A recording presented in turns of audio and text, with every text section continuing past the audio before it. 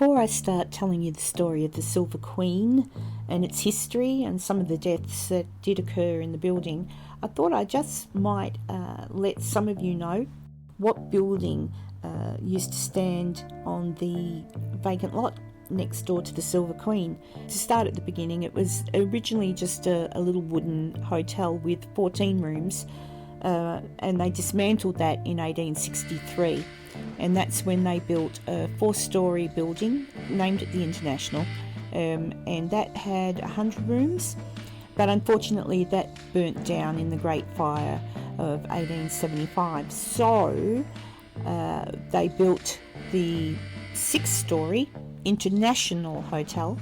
It was a pretty impressive building. It had an elevator, it had hot and cold running water, gas. It had everything you could think of, actually. It would have been marvellous to see.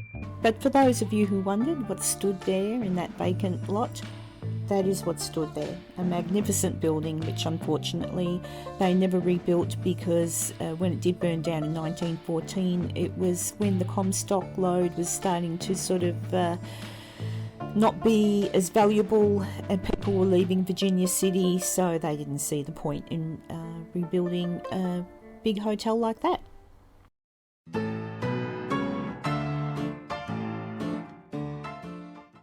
Now, the interesting thing about the Silver Queen was that when the building was built in 1864, it had 2 parts to it, really.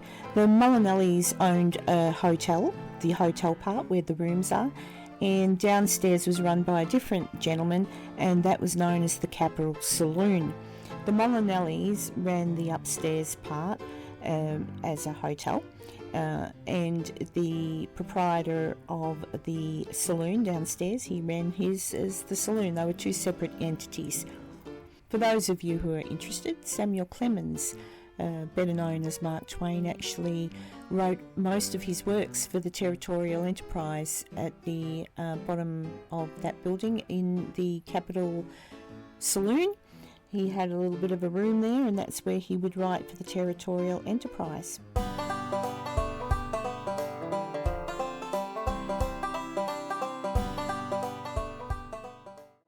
Now, this is the story of young Benjamin Ballou.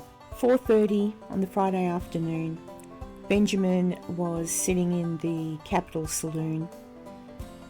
He was working in Virginia City as a fireman, but this afternoon he was in the bar when a man named Mr. Shepherd entered the bar and said, "Hey Ben, I need to talk to you."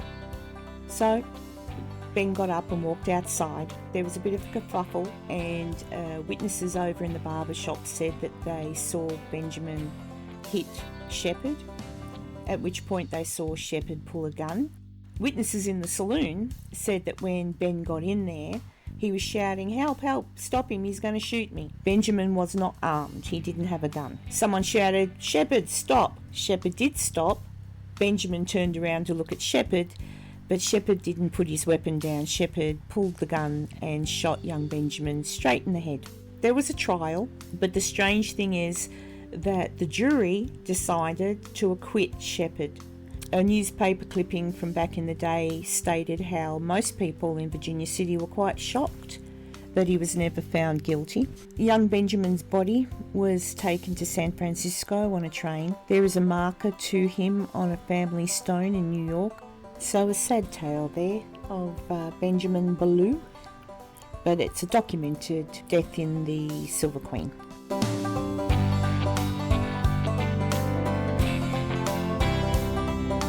So this story is about a gentleman called John Mellon. John was a ranch hand, and he was working on a ranch near Reno for Mrs. Gates. He had to come into Virginia City on the Thursday to sell a couple of cows. Come Saturday morning, he was starting to feel a bit sick. He was getting asthma. He was having great difficulty breathing, and he decided to rest. So he got a room at the Molinelli Hotel, went up to the room, and that was the last the proprietor saw of him. The next day, the Sunday, he was supposed to vacate the room. It got to 3 o'clock in the afternoon, so the hotel manager went up to the room, opened the door, only to go in and find that John had passed away in his bed. At the inquest, the coroner found that he was a 45-year-old male. He was married, although living apart from his wife. He was a native of Illinois, and apparently, according to the report, he was habitually intemperate. He gambled, and he had no friends in Reno to bury him if his remains were sent there. So the jury found a verdict of death from asthma, and he was buried at the county's expense.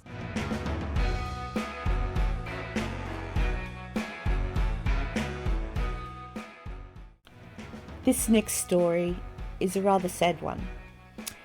It's been the subject of rumour, finger-pointing and gossip for many a year. Now, the story is this. Jerry and Carol Eaton were the owners of the old Capital Saloon. They came to Virginia City in 1953, that's when they purchased it. During their time there, Jerry decided to have a local artist do a portrait of her, so she commissioned a local artist to do what you now see is the Silver Queen painting.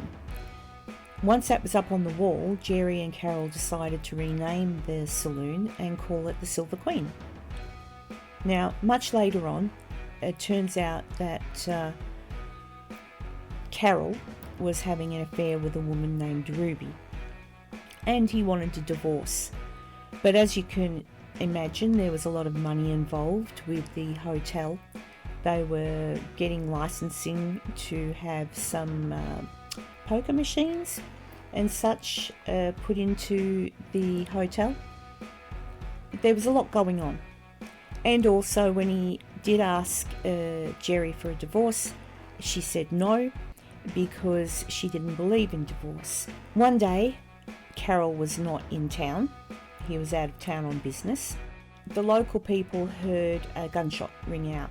By the time they got to the apartment, they found Jerry unresponsive, and unfortunately she had passed away. The coroner was called, the police were called. There was no note, there was nothing to indicate as to why what happened.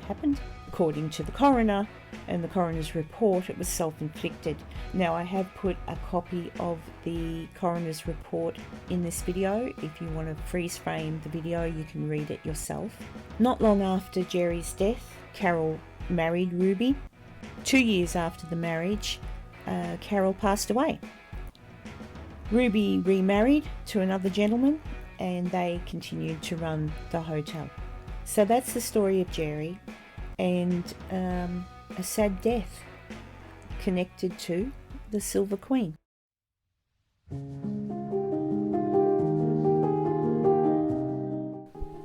Now we come to our final story. Rose, Room 11 and the bathtub. The reason I've kept this story for last is because there's a few issues with the story of Rose and the bathtub. If Rose did put an end to things in the bathtub in Room 11, there would have had to have been a bathtub in Room 11. Unfortunately, there was not a bathroom in Room 11 in the time period that this was supposed to have taken place. There were communal bathrooms in the Silver Queen. There is a possibility that someone named Rose went to the communal bathroom, ended things there, and was found there, but possibly was a tenant of Room 11. I searched through the newspaper archives for the dates from the hotel's beginnings to the late 60s. Disappointingly, I could find no articles at all to substantiate the claim of the lady in the bathtub. Now this brings me to Charles Carlson, Tiny as he was nicknamed, owned the hotel. He purchased the hotel in 1990, and he said that when he purchased it, the whole hotel had to be restored. And quoted in this newspaper article, he states, "The hotel didn't even have bathrooms until I started." The next time you go to the Silver Queen, be aware that there could be someone called Benjamin there down in the bar. There could be a gentleman named John in one of the rooms upstairs complaining that he can't breathe. There could even be a lady called Jerry wandering the halls. Keep that in mind when you go there. enjoy your stay there. It's a beautiful hotel. And until next time, thanks for watching.